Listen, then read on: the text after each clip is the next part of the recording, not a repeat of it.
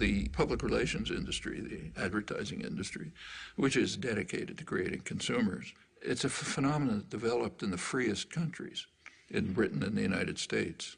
And the reason is pretty clear. It became clear by, say, a century ago that it was not going to be so easy to control the population by force. Too much freedom had been won. Labor organizing, parliamentary labor parties in many countries, women starting to get the franchise and so on. So you had to have other means of controlling people. And it was understood and expressed that you have to control them by control of beliefs and attitudes. Well, one of the best ways to control people in terms of attitudes is what the great political economist Thorstein Veblen called fabricating consumers.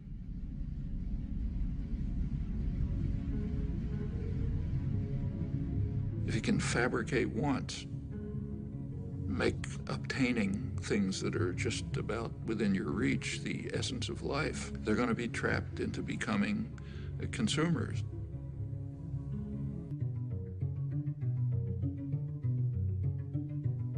And it's done with great sophistication. You don't see many wild stallions anymore. He's one of the last of a wild and very singular breed. Come to Marlboro country. The ideal is what you actually see today, where, let's say, teenage girls, if they have a free Saturday afternoon, will go walking in the shopping mall, not to the library or somewhere else. The idea is to try to control everyone, to turn the whole society into the perfect system. Perfect system would be a society based on a dyad, a pair. The pair is you and your television set, or maybe now you and the internet, in which that presents you with what the proper life would be, what kind of gadgets you should have. And you spend your time and effort gaining those things which you don't need and you don't want, and maybe you'll throw them away. But that's the measure of a decent life. What we see is in, say, advertising on television. If you've ever taken an economics course, you know that markets are supposed to be based on informed consumers making rational choices.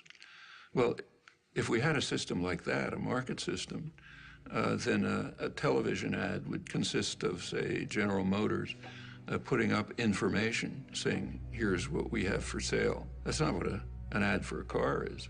An ad for a car is a football hero, an actress, the car doing some crazy thing like going up a mountain or something. The point is to create uninformed consumers who will make irrational choices. That's what advertising is all about. And when the same institutions, PR system, runs elections, they do it the same way.